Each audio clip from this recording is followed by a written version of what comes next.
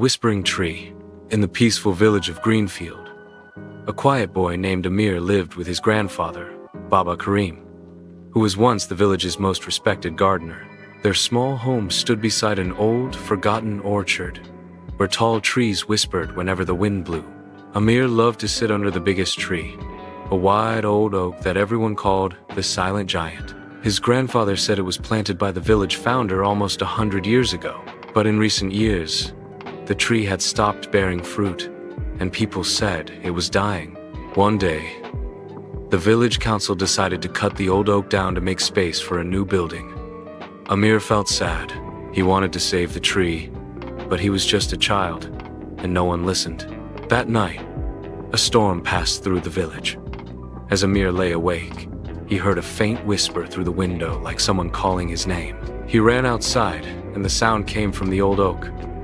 The whisper seemed gentle, almost like a breeze carrying words. "Save me, and I will save your home." Amir was frightened, but also curious. The next morning, he noticed something strange. A small crack had appeared near the tree's roots, and inside it, the soil looked shiny and wet, even though it hadn't rained for days. He called his grandfather to look. Baba Karim carefully dug a little deeper and found a stream of fresh water flowing. It turned out that the tree's deep roots had been hiding an underground spring all along, the only one in the village. The old oak wasn't dying. It was protecting the water that kept the land fertile. When the villagers learned about it, they were amazed. The same tree they wanted to cut down was actually the source of life for their fields and gardens. The council immediately canceled the plan to remove it.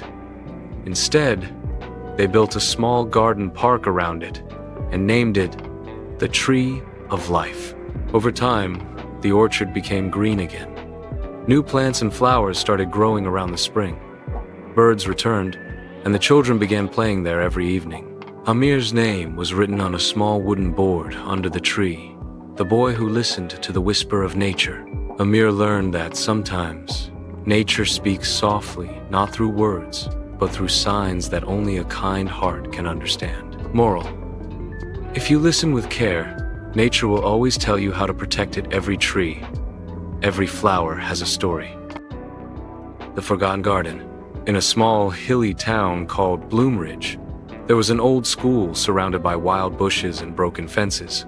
Behind the school stood a locked gate leading to a forgotten garden, a place no one had visited in years.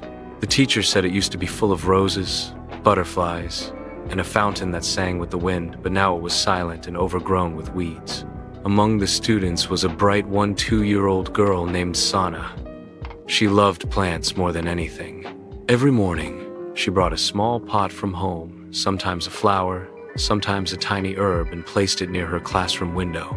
Other children laughed at her, saying plants couldn't grow in such dusty air. But Sana didn't stop. One afternoon, while chasing her ball during lunch break, Sana found herself near the locked gate of the Forgotten Garden. Through the cracks, she saw a patch of green deep inside, a single flower blooming alone among the weeds. It looked alive, as if waiting for someone to notice it. She felt a strange pull toward it. That evening, she asked the school gardener about the place. He told her that years ago, the founder of the school had planted that garden as a gift to the children. But after he passed away, no one took care of it. The fountain dried, and the plants died one by one, except, perhaps, for one that refused to give up.